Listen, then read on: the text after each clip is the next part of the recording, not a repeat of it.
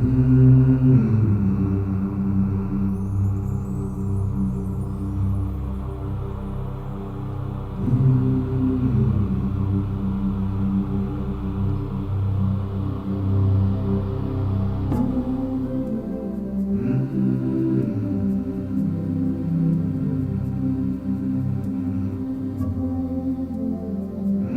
one of the best airports in the world.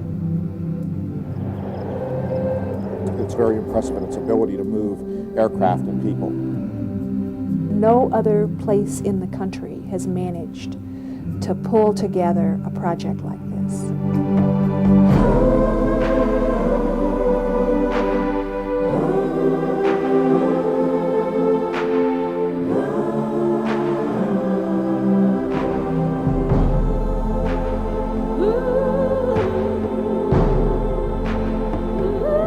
It has been 20 years since our country has seen a new airport built from scratch. DIA was the largest construction project anywhere in the country at that time. They don't build these things every day.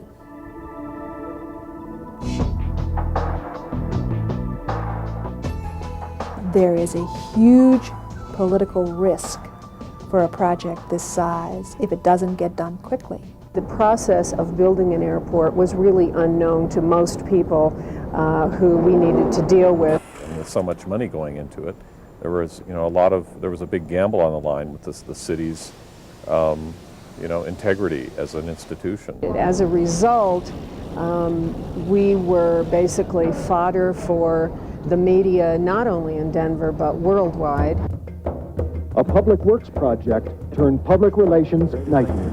There was a lot of controversy surrounding the airport. It was controversial because it was so big. When Wellington Webb was elected mayor, the project was at a very crucial point. We came in, 20% of the Denver International Airport had already been completed. So there was still 80% to be done. You had the legal issues, but you had the construction people, you had the political issues, you had the concession program, you had the financial issues, and you were trying to keep Stapleton running. Like obviously there are going to be problems with it. I didn't know how many problems there were going to be. We really had to go away from the basic, how airports used to be designed.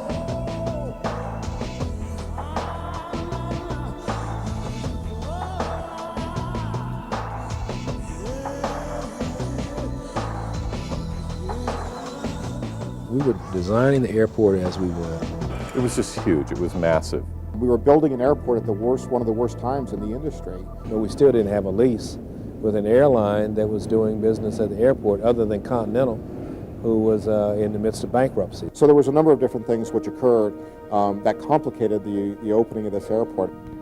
In the middle of the project, to have the manager of the airport leave, and then within a matter of months, the chief engineer and now manager of public works die.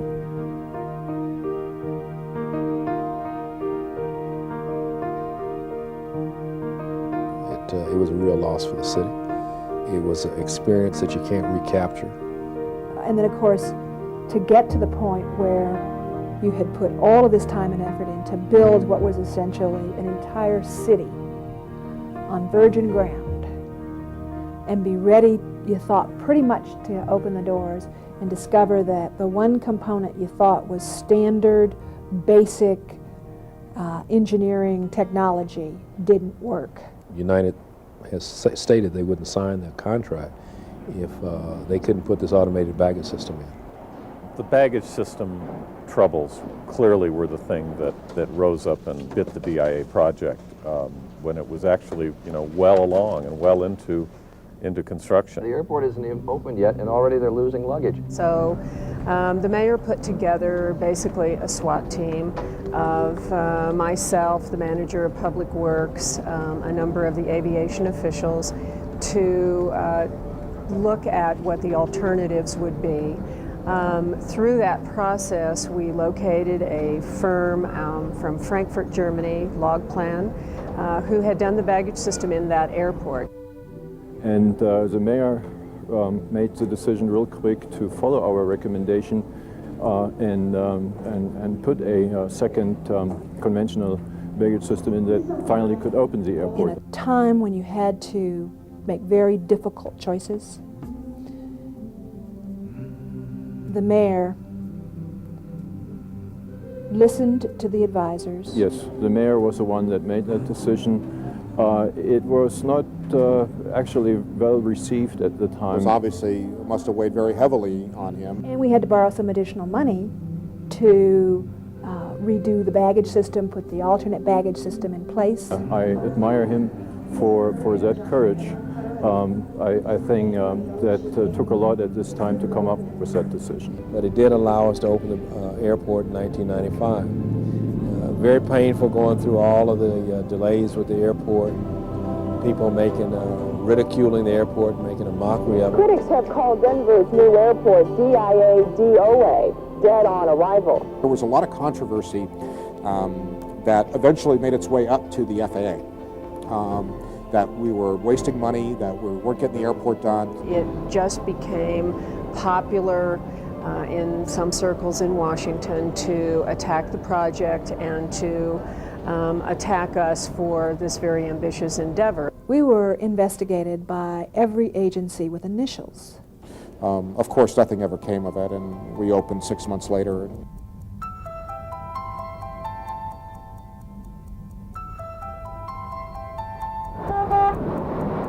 I don't think this has ever been done like this before.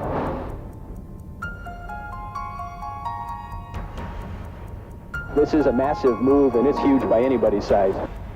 A lot of us have been here a long time, and you know, we've just got a lot of memories. It's like closing up a house, you know, like when your kids grow up or something. It's just saying goodbye to a part of our lives.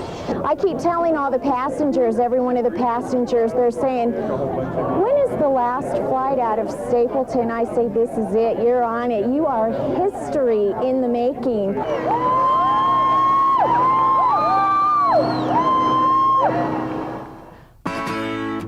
This is truly a great day.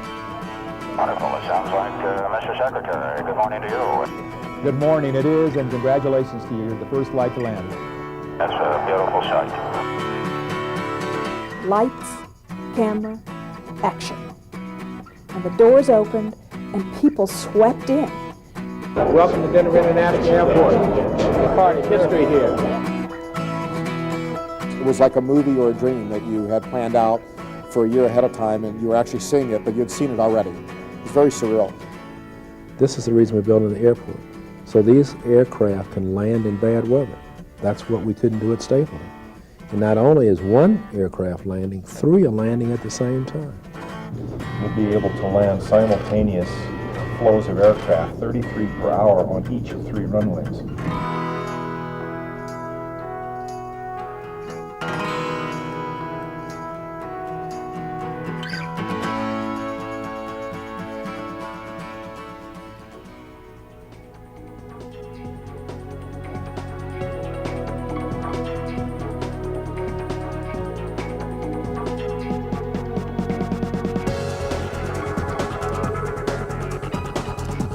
I'm very proud of the concession program. He did something that has not been done at any other U.S. airport. Hi there, man.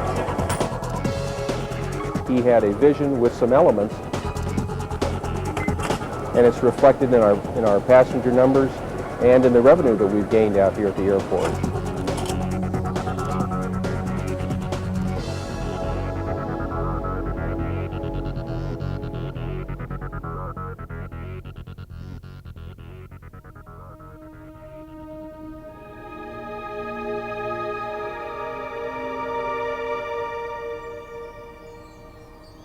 Mr. Secretary, thank you for your leadership, your vision, your inspiration to all of us.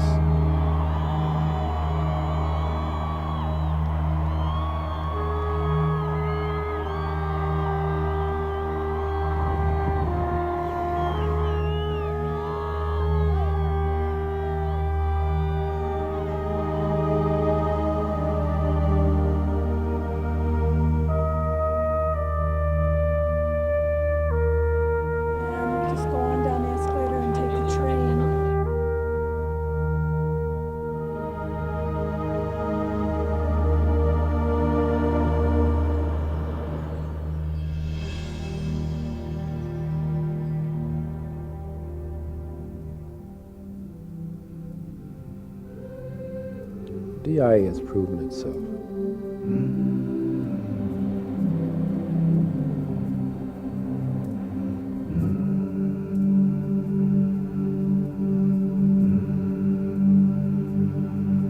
We don't have to be a second-class citizen or a second-rate city. We don't have to fly to D.C. to fly to Europe. We don't have to fly to New York to fly to Europe. Or we don't have to fly to Chicago to fly to Europe. We can fly to Europe right out of Denver, whether it's Lufthansa, whether it's British Airways, and hopefully in the future we'll have additional carriers flying to European gateways as well as Asia.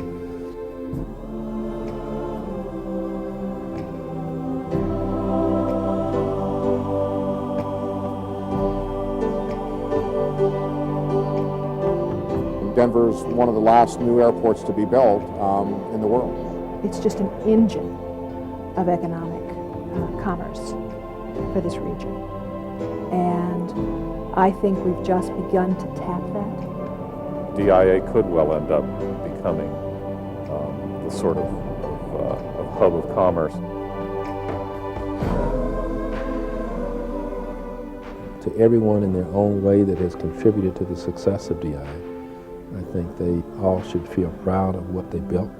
The airport that is technologically the best in the world, that has more amenities and visually looks better, has the capacity to expand more than any other airport in the world, and did what it was supposed to do.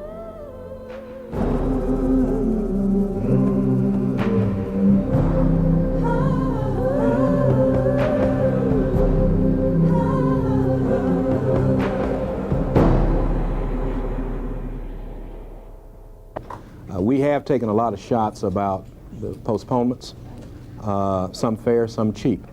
But I think that in reality, if you look at the totality of this project, it's my belief this would be the last new airport built in the United States from the ground up. There won't be any others after this. And secondarily, it's also on February 28th that I will be very excited, very happy once the airport is operational. Because then I'd like to go on David Letterman and give him my list of 10 that I've heard about the airport, and also share with the country that we've now done what no other city is going to do, and that's build the last airport in the United States. Thank you.